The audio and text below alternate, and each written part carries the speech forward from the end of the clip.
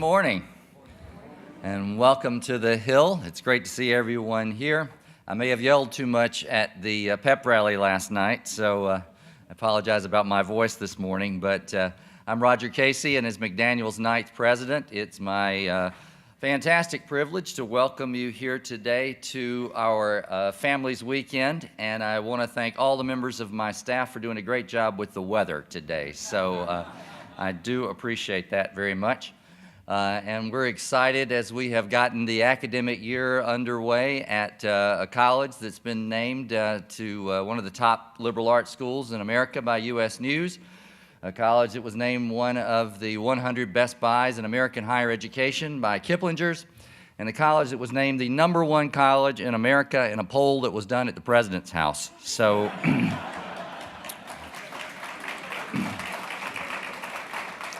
I'd like to thank my wife, Robin, for supporting that poll as well. So it's my honor today to introduce to you, as part of our SmartTALK series, which brings distinguished alumni back to campus, fantastic alum for whom we are very proud, Mr. Stephen Carr, who was a proud member of the class of 1984. Let me begin by reading to you an excerpt from a 2010 edition of Wired magazine. Quote, "One night in June 2001, Brian Patrick Reagan drove out to Pocahontas State Park in Virginia and walked through the muggy darkness into the woods. The former Air Force sergeant wore a backpack on his bearish 6'5" frame. Inside the pack, a pile of classified material he had stolen from his longtime employer, the National Reconnaissance Office, the U.S. agency that manages the nation's spy satellites. After he had walked 10 minutes, he lowered the pack, pulled out a shovel, began to scoop out a series of holes. From his backpack, he grabbed a stack of packages wrapped in garbage bags, bags stuffed with thousands of documents containing information about Libyan missile sites, Iraqi air defenses, U.S. spy operations in China and Iran.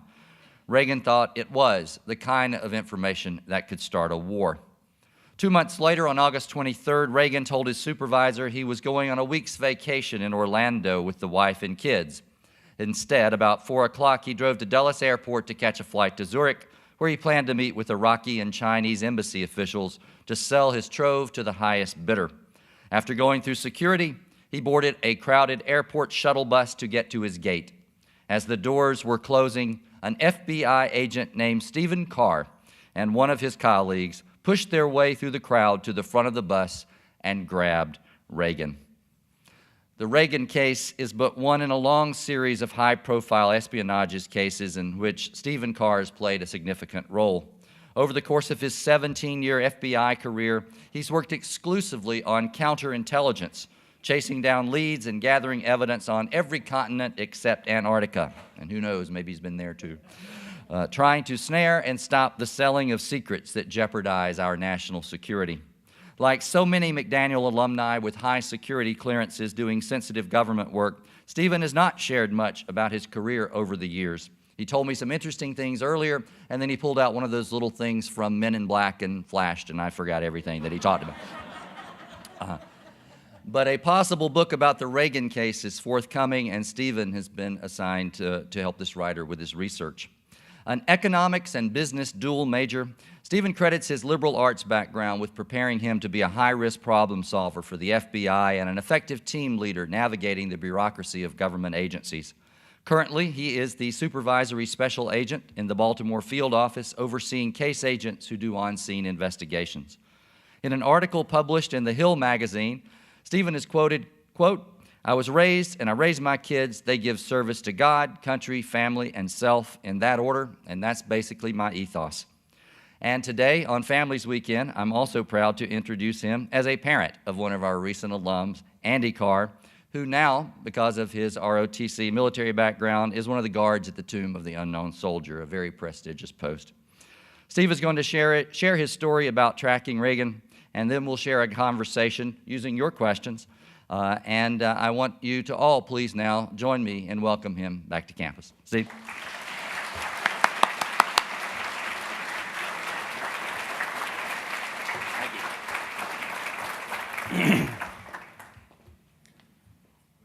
Well, I'd like to open with a joke. but we in the FBI have no sense of humor.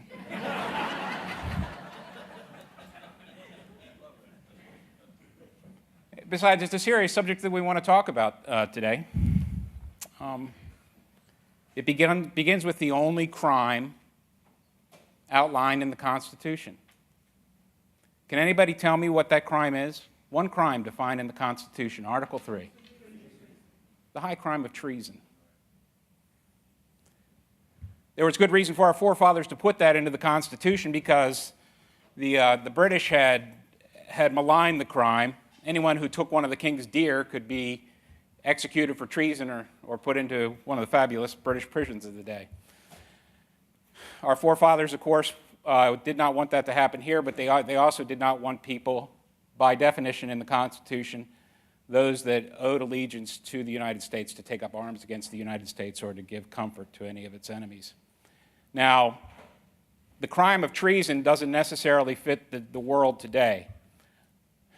When was the last time we actually indicted someone for the act of treason? Yeah, actually it was in 2006. One of the Al-Qaeda, the American Al-Qaeda is abroad. Unfortunately, I don't think he's any longer with us. But in times of upheaval, the United States government and legislatures had to expand and recognize those threats to national security. In 1798, there was the Sedition Act, the Anti-Sedition Act. During the period of upheaval in the 1917, thereabout, the Espionage Act of 1917 came into play. All right, better defining what espionage was. Can anybody tell me what, Mr. Heavner, are you in the room? Brad? Where are you? There you are, sir. I saw you sneak in.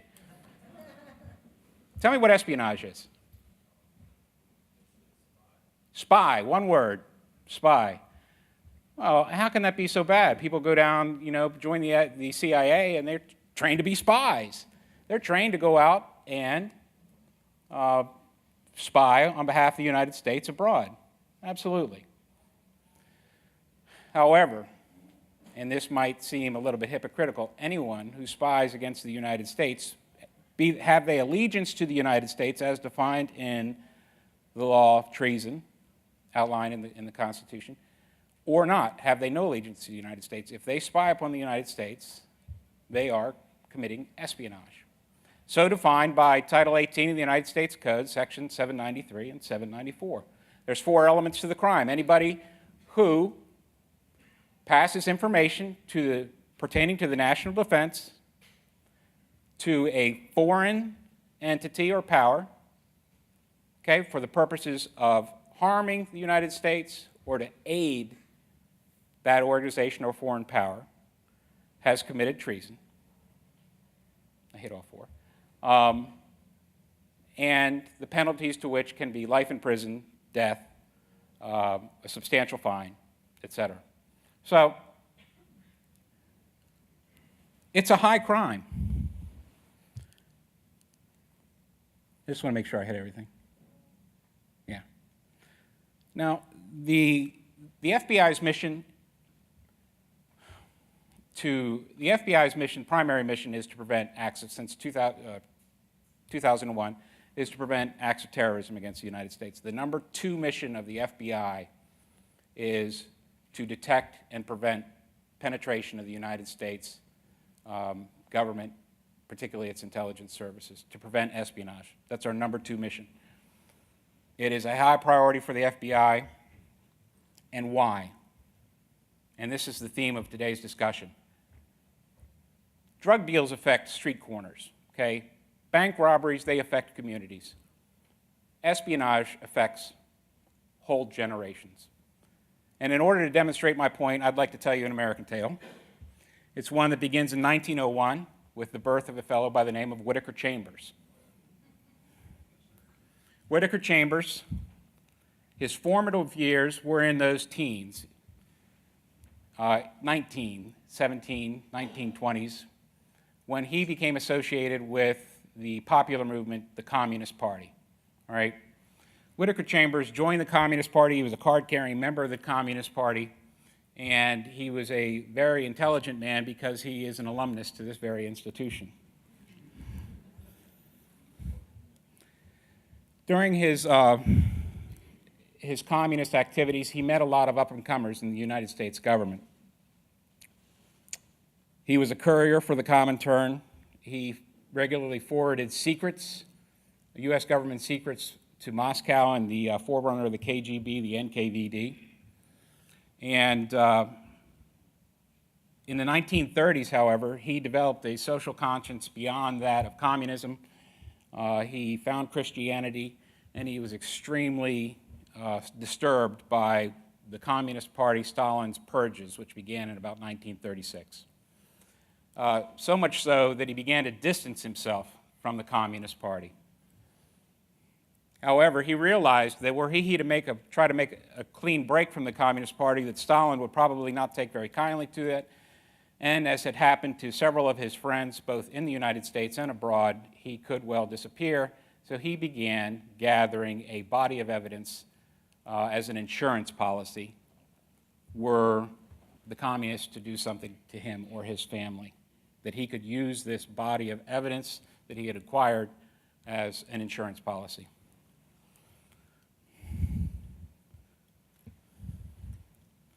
Now, as I told you, during his activities as a communist courier, he met a lot of folks. One of those individuals was a fellow by the name of Alger Hiss. In the late 30s and 1940s, Alger Hiss, a Harvard-educated lawyer, had become a high-ranking individual in the United States State Department, serving in very critical roles throughout World War II. Chambers, of course, was no slouch. In the 40s, he had landed a job with Time magazine, and he had risen to a position of senior writer and editor for that popular magazine of the times. However, when Stalin signed the Non-Aggression Pact with Hitler in 1939, and the years thereafter, Chambers decided that it was time to take action. In 1942, he came forward and he said, look, I hate to admit this, but I used to be a member of the Communist Party. I know individuals in high government who are right now members of the Communist Party, and he shed light on individuals such as Alger Hiss and others like Laughlin Curry, who was the president's right-hand man at the time, and nobody believed him. The FBI interviewed him, but did not necessarily believe what he had to say. It was not until 1948 that Whittaker Chambers' allegations took hold. In 1948, post-World War II, of course, folks were awakening to the threat of communism within this very land. And Congress especially was awakening to the prevalence of communism. Whittaker Chambers was called before the House Committee for Un-American Activities. To wit, he presented testimony against Alger Hiss, directly accusing Alger Hiss of being a member of the Communist Party and of forwarding secrets to the Russians. Alger Hiss, at this point in time, please realize, not only as a senior member of the State Department, he was one of the founders of the United Nations, a founding father of the United Nations. He denied all accusations, as some people in the room today know full well. He, in essence, perjured himself before the United States Congress when he was called before the House Committee on Un-American Activities. Now, this is before McCarthyism, all right? That's another time and another subject that we could certainly discuss at length. But his Chambers' allegations were very serious. The odd thing that happened is, at this point in time, American politics were rather disorganized. All right, you had specific political influences, but they were all across the board. And in defense of, there's seats right up here if you're looking for a seat. A lot of people rushed to Alger Hiss's defense. A lot of people of the left on the left and the reformists rushed to his defense. For the first time in politics, a polarization occurred. It became the left against the right. The reformists, the leftists, the communists, trying to preserve power inside the United States and the United States government, stood behind Hiss. The capitalists, the conservatives to the far right, were interested in prosecuting any and all communists and in an attempt to, well, purge them from the system. This political polarization, left versus right, whether it be, it's not necessarily aligned Republican versus Democrat, this polarization exists today. The catalyst for this polarization is Alger Hiss and the espionage that he did indeed commit throughout the late 30s into the 1940s. If you're not convinced that espionage affects future generations, let me take it one step further. Alger Hiss was at Yalta in 1945, the Yalta Conference, the meeting of the Big Three. As a forerunner to that conference, the Big Three had to decide where to hold it. FDR, in February of 1945, Franklin Delano Roosevelt, was in very poor health. Stalin demanded that the meeting be held in Yalta. Yalta is just, what is it, the Crimean Peninsula? I'm not very good at geography, despite my... It's but a train ride away for Joseph Stalin. On the other hand, FDR had to cross the Atlantic, and it was via plane and boat that he arrived there, further affecting his health. He arrived there in very poor condition to negotiate the United States position relative to the free world post-World War II. The war had not ended yet, but the Allies sensed victory.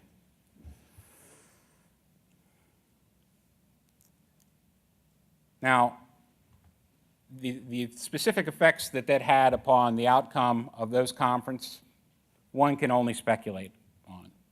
But I can tell you this, Alger Hiss was in charge of putting together the briefing books that FDR used in order to prepare himself for the conversations that he was to directly have with Stalin.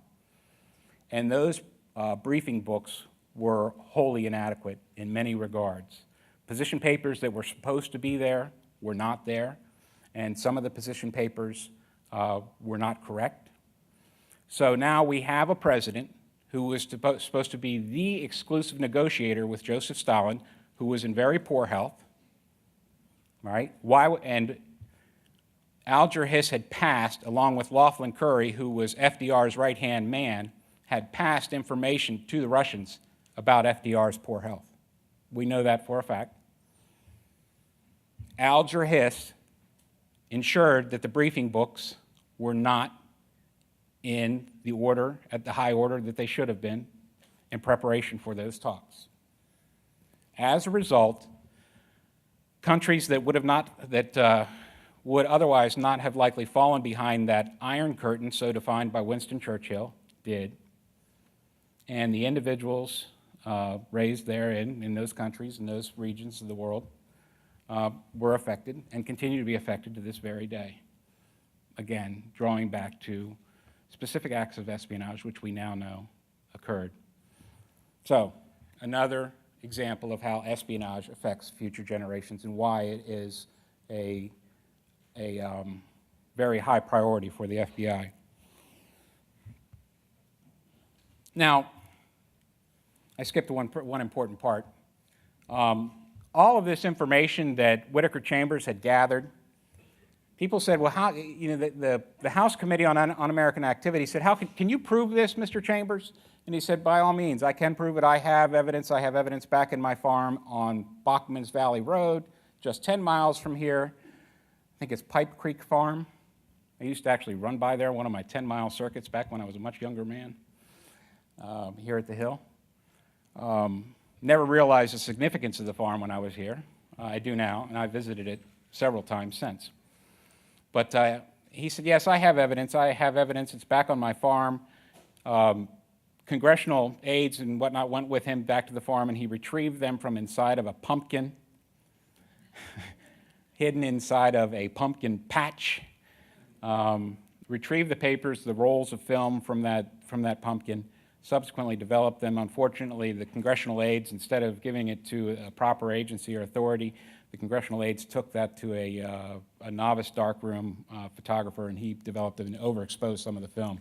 So some of the things that were revealed were not too terribly enlightening or too egregious in nature, but they did reveal that he did in fact have, Alger Hiss had a relationship, and that Whittaker Chambers had a relationship. Again, that was that polarization that occurred, the catalyst for it again, that espionage. So, if you're still not convinced that espionage affects future generations, let's take a look at, changing subject slightly to Ethel and Julius Rosenberg, Klaus Fuchs, Robert Hall, Howard Greenglass, the spy ring that was rounded up circa 1948. Those individuals so named and a couple others passed information to the Russians, greatly advancing their nuclear policy or their nuclear program. Without the secrets that they gleaned from those individuals, those named individuals, the Russians would not have developed an atomic bomb until 10, maybe 15 years later. Who knows? Historians can only speculate. However, they developed the atomic bomb about 1948, 1949, and it changed the topography of the world. The political terrain was forever changed. What ensued? A Cold War. An arms race of unparalleled proportions. Did that affect future generations? Absolutely. Now, by the way, any doubt as to the innocence of these individuals, for many years, people doubted that Ethel and Julius actually committed the crime. For those of you in the room that may still doubt this, I would refer you to what is called the Venona Project, V-E-N-O-N-A. It was revealed in 1995 by the CIA and the NSA that the United States was, in fact, along with Britain, was in fact reading Soviet cables. Soviet cables which identified spies within the ranks of the United States government. Venona Project revealed and confirmed the fact that Alger Hiss was in fact a spy for the Russians. Very few people knew about Venona at the time. Again, it was a very closely held secret until 1995. Harry Truman didn't even know that Venona existed at the time. Ethel and Julius Rosenberg, the only person in the trial of Ethel and Julius that knew about Venona was the judge. And the reason that he was apprised of the existence of that project was so that he was to ensure that nothing came out about it in the course of the entire prosecution. It did not affect the trial in any way, shape, or form.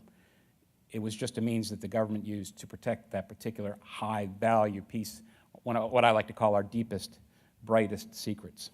Okay? It's very interesting reading. You can Google Venona. You can see, that is, by the way, the FBI #1 investigative tool. Google.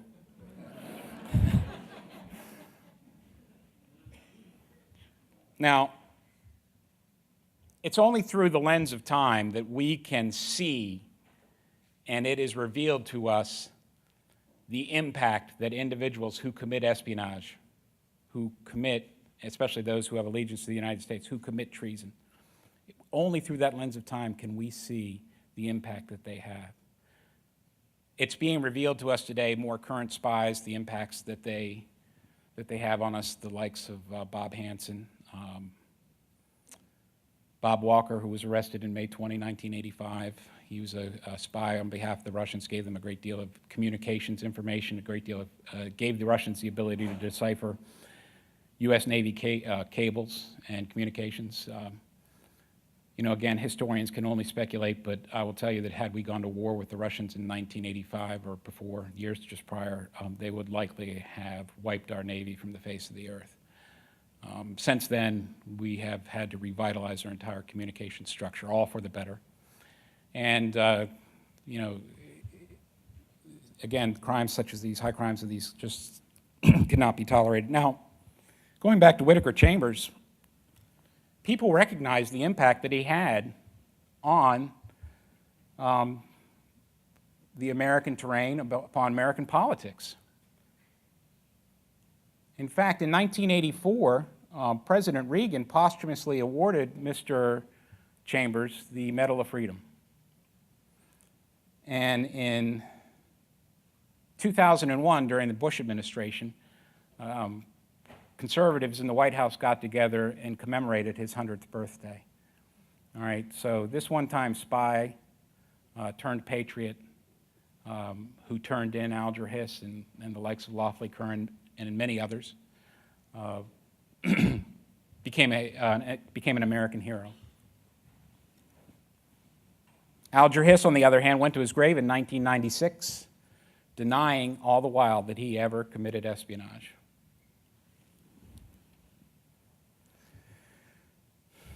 Now, the case that Dr. Casey brought forward and mentioned, the one written up in Wired magazine, Brian Regan, the United States intelligence community identified Brian Regan and his activities before he could do any substantial damage. It's a point of pride that I was able to participate in that investigation. The information that he did squirrel away in the woods of Virginia and right over in Patapsco Valley State Park could have, in fact, started a war. I saw the information. It was extremely sensitive. And the fact that he was identified, neutralized, subsequently prosecuted, and now spending the rest of his life in prison is, as I say, a point of pride for me that I was able and privileged to participate in that investigation. And again, historians might only speculate as to the impact that he would have had we not detected him. Do we catch all spies? Unfortunately, no. Louis Freeh says that we only find the very tip of the iceberg. The political scene now, East versus West, is as it was in every decade since, one of concern. The Chinese, very adept. The Russians are still a threat to us. The Chinese are very adept at committing espionage and taking U.S. secrets abroad. Their philosophy is a grain of sand at a time. You steal one grain of sand at a time, and eventually you have an entire beach. They're very good at it. But the FBI, in concert with the CIA, the NSA, the National Reconnaissance Office, and all of the U.S. intelligence community, has its antenna up, its ears peeled, its eyes are wide open, and we look for spies on a daily basis. And we are engaged in that battle. That is the front line for us. And we fight arduously every day to protect the United States. And I tell you that anyone who commits, in my opinion, commits espionage, who owes its allegiance to the United States, in effect commits treason. Anyway, ladies and gentlemen, it's an honor to be here today. It's great to be back on the Hill. I'm honored to think that I had something worthy to say to you.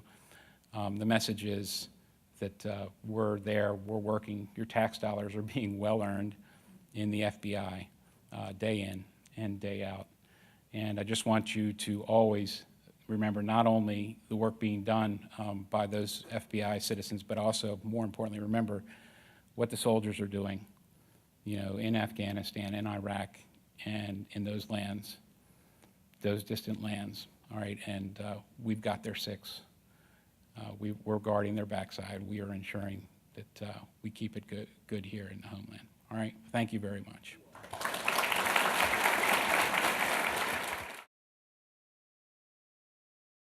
Thank you very much for that. Can everybody hear me out there?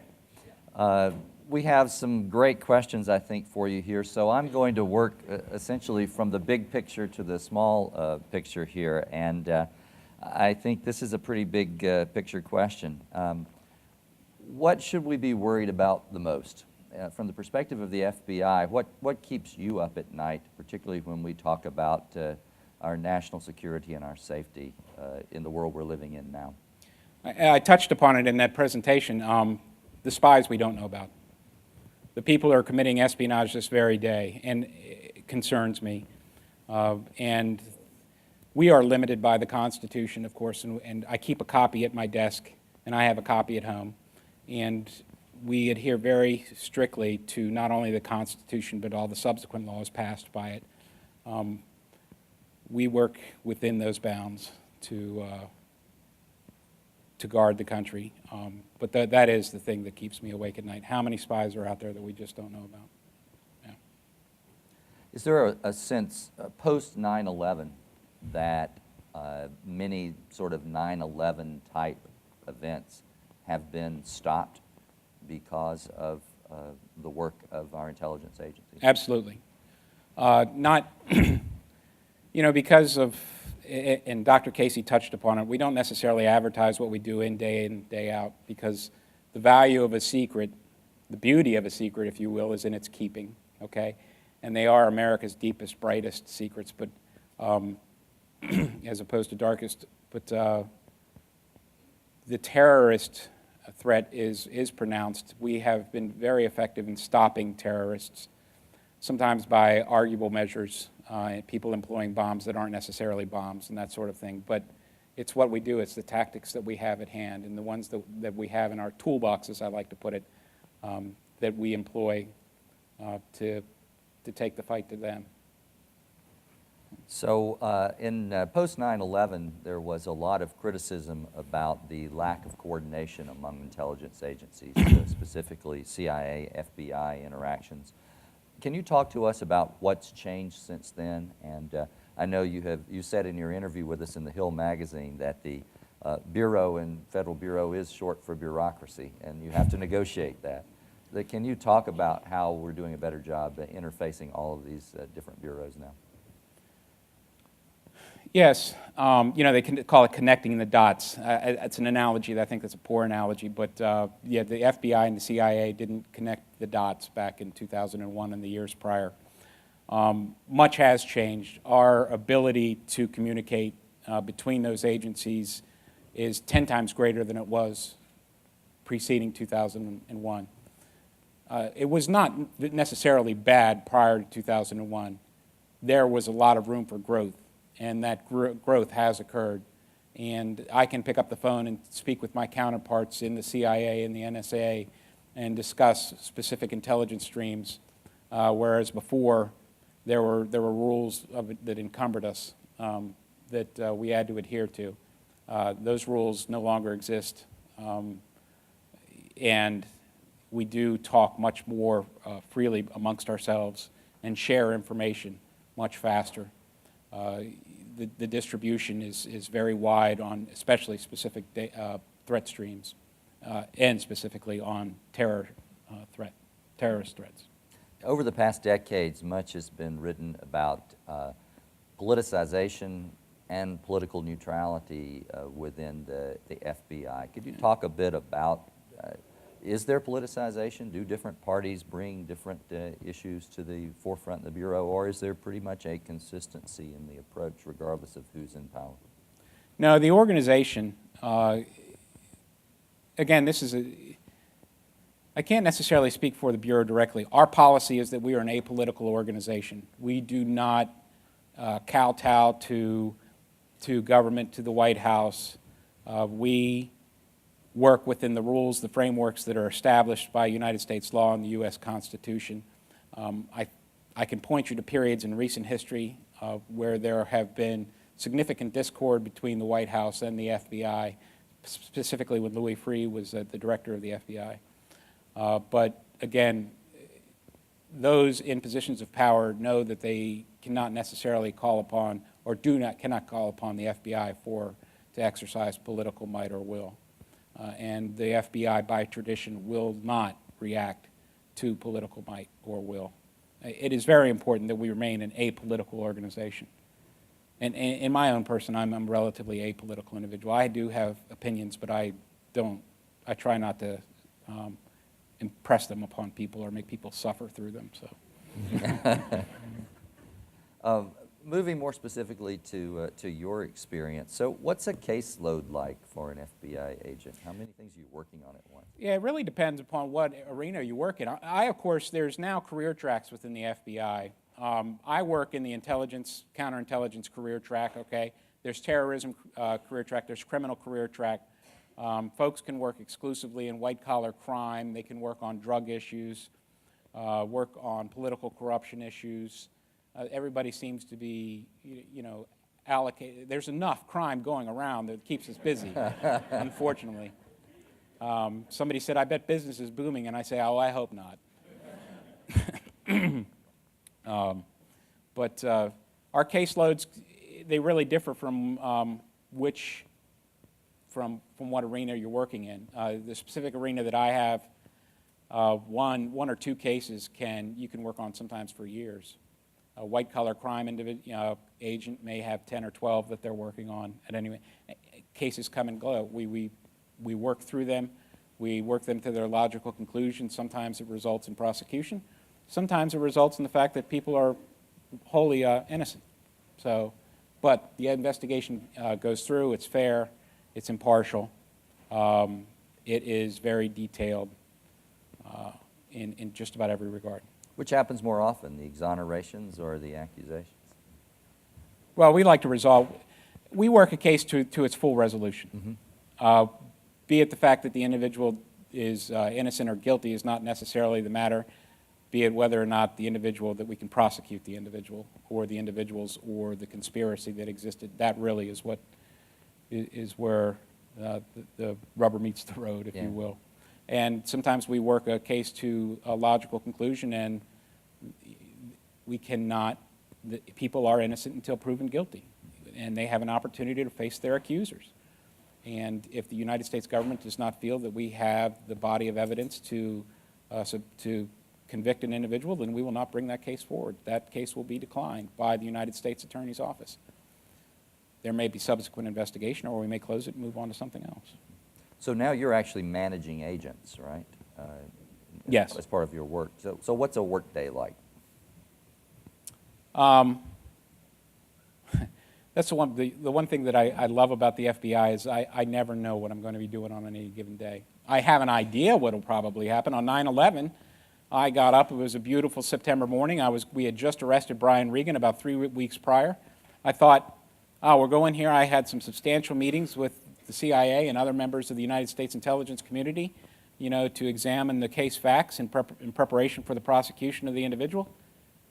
And the next thing I know, I was at Pentagon later on that afternoon. The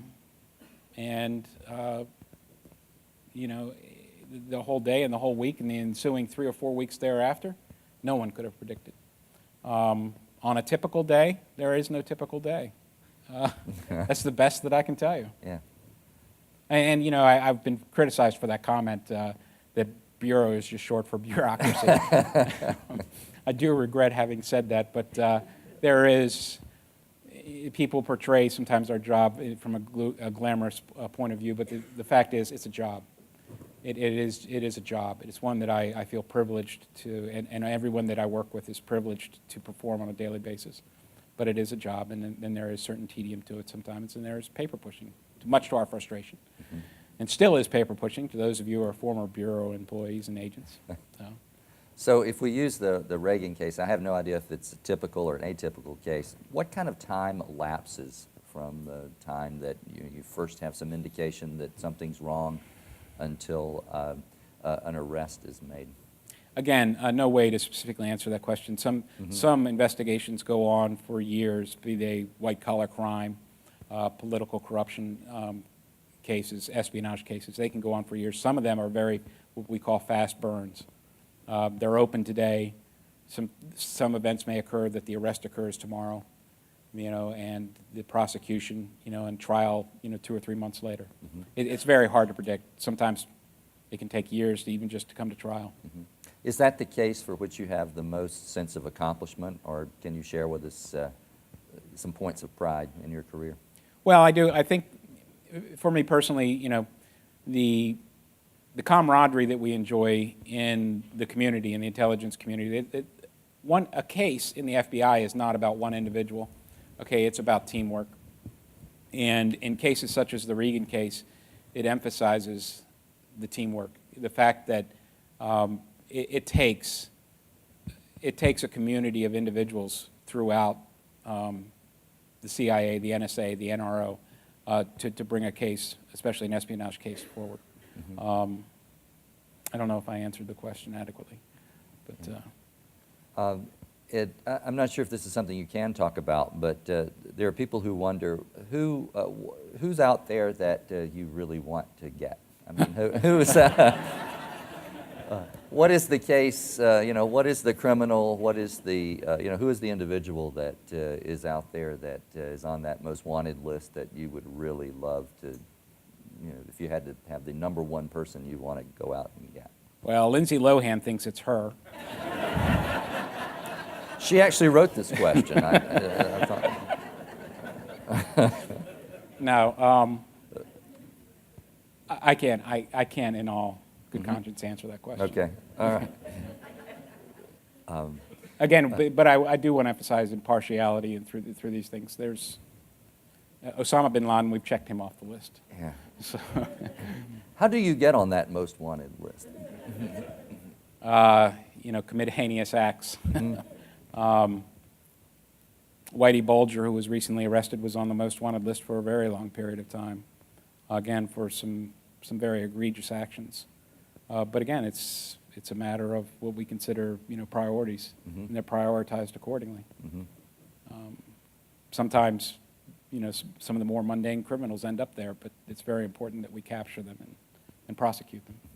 Has the internet helped with that? You have television shows now that try to find America's biggest criminals. Is that Sure. something that's aiding you in your investigations now?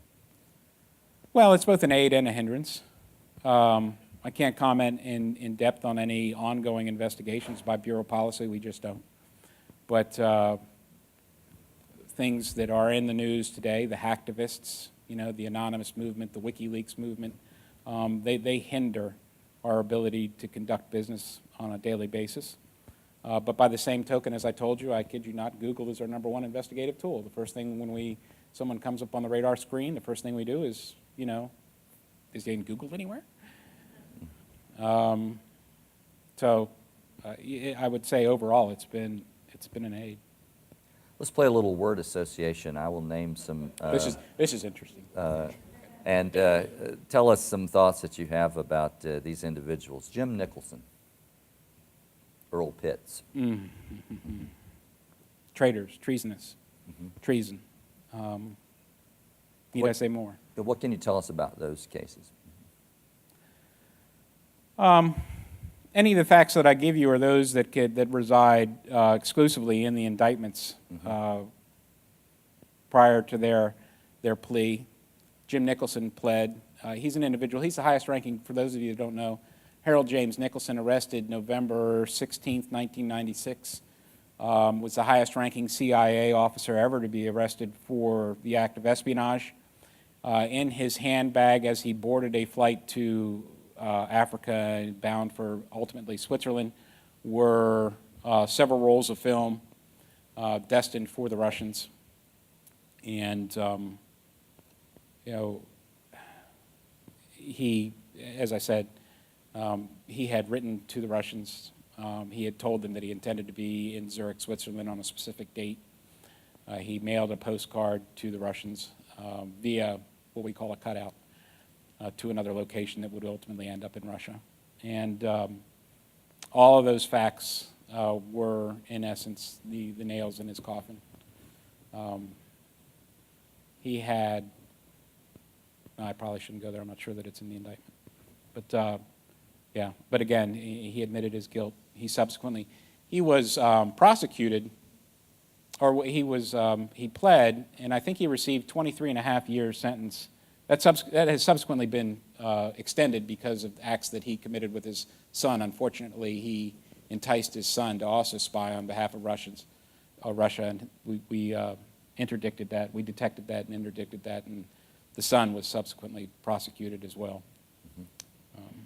Jim Nicholson wanted to go back and get the money from his escrow fund that the Russians were keeping for him, or he believed to exist. So that also, the same individual that wrote that magazine article in Wired wrote a piece about that appeared in, I forget the publication, but it's a great read. Bob Hansen was certainly a huge case. What's changed, or what preventive measures are in place to try to stop something like that happening again? There are many lessons learned in the course of the Hansen investigation. We have in place numerous tools and techniques. Whenever you log on to an FBI terminal or a government terminal, there's a banner that says you have no expectation of privacy. Okay, we mean that. You become rather callous to it, but there is no expectation of privacy in government offices. I really can't discuss any further than that, the specific measures that we've taken, but there have been lessons learned, and we have changed our practices in order to detect fellows such as Bob Hansen. Is it surprising to you, given your experience, that he didn't have accomplices? No, it's rare that there's actual conspiracies in espionage. It does occur, and I talked about in my presentation the Walker spy ring that was arrested back in May of 1985, the year of the spy, for those of you who recall. Is it 85 or 80? Yeah. Anyway, spy rings do occur, but they're not as prevalent as individuals acting on their own, acting unilaterally. Television and movies now are filled with shows about espionage, spies, government agencies, and I'm leaping forward now from the sort of X-Files sort of era to the present day, when you have shows like Homeland or 24, and I don't know if you watch any of these shows, but people are interested. We see these things on television and in the movies. Can you sort of comment, if you do watch any of these shows, what's real about what we're seeing there, and how much of some of these things are just absolute and complete fiction about what goes on in national security? First and foremost, they're able to solve their crimes in 50 minutes or less. I wish that were true. And they always, shows like CSI and whatnot, are able to apply tools, instantly, where, in fact, it takes us sometimes weeks or so to. But my son Andy, who just joined us, he's a communication major here at McDaniel College, and he says, Dad, being a communication major, I've been corrected numerous times, a communication major, it's no fun watching movies anymore because I just pick the things apart. Well, when I watch those shows, it's most frustrating to me because I sit and or movies, I just pick these things apart. So it's not necessarily enjoyment for me anymore. So, but still, it's entertainment, and there's value in it. And I do think it's a great means or forum to communicate just what law enforcement capabilities are and what tools are at our disposal. And the fact that they emphasize, that we have to get search warrants, that there are due processes and procedures that we have to adhere to in order to access that information. So, and it emphasizes that, and those stand true. Tell us about how you got in this business. Ooh. I'd like to say I was hand-picked for espionage. The truth is I was. They put a bunch of people's names into a hat, and they picked one out, and mine was it. I absolutely had no idea that I would enjoy counterintelligence work. When I went into the FBI, I went in to be the guy, kicking down doors, and SWAT team member, and I did those things. I worked them out of my system. But I haven't looked back. I really enjoy this career. And anybody who's considering going into the FBI or the CIA or the NSA or working at the NRO, it's a fascinating stuff. It's a privilege to do. It really is. and to serve our country in that form and fashion. How did I get into it again? It was really, I needed a job. It's the absolute truth. And I kept my nose clean, which means I just didn't get caught doing some of the things that, how I ever made it through adolescence, I don't know. Anyway. But you were a chopper pilot. I mean, your career trajectory. Yes. My son's cringing right now because he knows I don't like the word chopper. No. You were a helicopter pilot. Helicopter pilot. Yeah, I was. I flew for the Army and National Guard for 12 years. A former life, it seems. But I enjoyed that. Sometimes I miss it. But Yeah. So our students, many of them were wondering, if I want a career in the FBI, give me some advice about what I need to be thinking about. Sure. First and foremost, like I said, keep your nose clean. Stay out of trouble. Recognize trouble and stay away from it.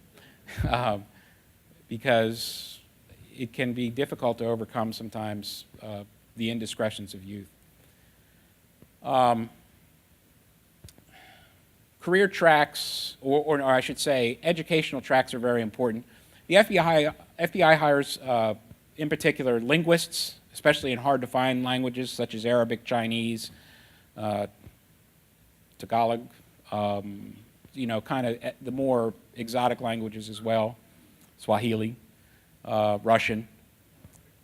Pardon me? Arabic. And there are substantial bonuses to be had if you can speak it fluently. In the United States intelligence community alone, if you speak Arabic or the more high-demand languages, there are bonuses to be had if you speak them well. CPAs, lawyers. I was actually hired under the diversified program. The FBI hires just, regular old Joes like me. Okay, I could fly a helicopter, but that's not necessarily a career skill that they're looking for. We need pilots, and we use pilots on a daily basis. But it's not necessarily a skill that they hire specifically. Again, CPAs, lawyers, linguists, scientists. There are many doctors, and we have a lot of MDs who are agents. A really eclectic mix of individuals in the FBI, but all Type A personalities for the most part, which makes it sometimes very interesting.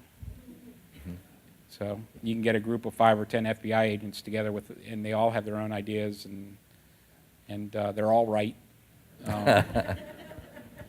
And deciding, as a supervisor, sometimes it's difficult for me to tactfully parse, ideas and collate them and push them forward. But it's a great dynamic. Is there such a thing as an internship at the FBI? Absolutely, absolutely. And anybody that's interested in a possible internship at the FBI, go to FBIjobs.gov, I believe it is, or just Google FBI jobs, and look for internships. College interns are great. We have them typically in the summer. It's unfortunately an unpaid position to the best of my knowledge, but great experience, great exposure. You get a clearance, especially in this area. It's worth its weight in gold. Yeah, it's a worthwhile endeavor. Is the gender balance pretty equal now? Yes. Yeah, I entered on duty with the FBI in 1995. We had been hiring. First of all, it's a very small organization. People think of the FBI and they think this place is huge. New York City has more police officers than the FBI has agents. I'll tell you that right now, okay? There's only anywhere between 13,000 and 14,000 FBI agents. The support staff, about the same number. So as far as government organizations or administrations go, the FBI is a relatively small organization. What was the question again? Sorry. Yeah, it was about women. And so since 1983 or 84, females could become agents as well. Now it's a great balance of individuals, of female versus male. Mm-hmm. Going back to your undergraduate experience here at Western Maryland, sure. What stands out to you in terms of things that you learned that you put in practice in your job now? How not to get caught, no. Who taught you that skill? Again, I'm just kidding. Wow. That's a great question. My liberal arts education has come to play numerous times in the course of my job. The ability, I have always been a student of the sciences, of literature. I continue to educate every day. I continue to bore my kids every day with history lessons. They'll tell you, yes, Dad, we know. And I try to, just continuously, but the discipline to analyze problems, to see problems, to analyze problems, and to look at them from different perspectives, okay, are skills that I developed here on the Hill. All right, and I've had the opportunity to develop high-tech investigative techniques that I can't talk about, but I attribute that to the fact that I have a thirst for knowledge that I acquired here on the Hill. Who are some faculty that stand out in your mind? Oh, Dr. Seidel. I don't. Is he in the crowd? Darn. I so much wanted to lecture to him today. No, when this college was founded in 1867, hiring Ethan was the smartest thing we did. So Okay. He's been here. Well, more importantly, I wanted to ask him a question that I was pretty sure he didn't know the answer to, because he used to do that to me all the time. Yeah. Yeah. And so you were an econ major, right? So many people might Econ, not dual know track, econ business. My wife kids me. She says, I have a BS degree. I said, oh, okay. Mm-hmm. I have two BA degrees, business and economics. But anyway. And ROTC, right? Yes, product of the ROTC. I came out of here a distinguished military graduate in 1984. Went regular Army. Great benefit. Mm-hmm. Great program here. Some more student questions. How important are grades in an FBI analysis of a candidate? Well, in my my experience, is not necessary. No. I would say they're important. Again, it's more dedication, proven. You can't go right from college to the FBI. Especially as a special agent, you can hire on as an analyst and that sort of thing, but you've got to have a work background. You have to have worked for 2 or 3 years. That's what's preferred, especially for the agent, to be an FBI agent. You think the Bureau is going to grow? What's the prognostication for the future? No, I think we're pretty static at the numbers that we have, and I think the numbers that we have are adequate. We did, when I first came on board, again, 1995, at the age of 33, we were at about 10 to 11,000 strong. We've expanded up to about 14,000.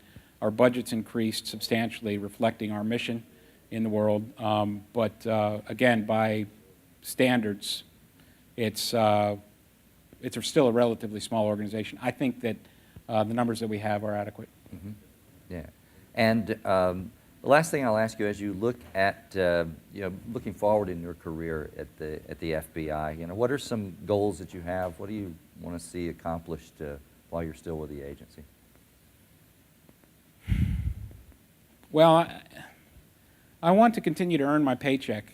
I want to continue to emphasize the importance of the job that we do. I go out and talk to people periodically, about the FBI, and I want to just, emphasize that we're there, that we are taking, we are taking it to, our foes. I want to continue doing what I absolutely have a passion for, and that is what I'm doing at this very time. So. Well, we're delighted you have that passion, delighted and very honored that you have your degree from this college. And I think everyone will join with me today in saying thanks for the talk and thanks for what you do for your country. We appreciate it. Thank you. It's an honor. It's an honor.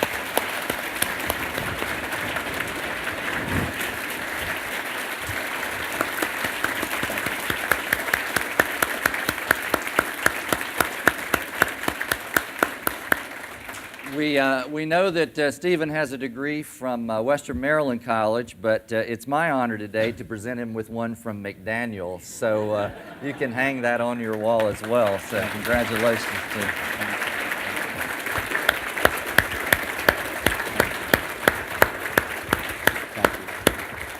To all our families, it's great to see you here today. We've got a lot of events. We've got a tent up on our field. If you haven't had a chance to experience the number 6 tailgating college in the country, you're going to have a great time today.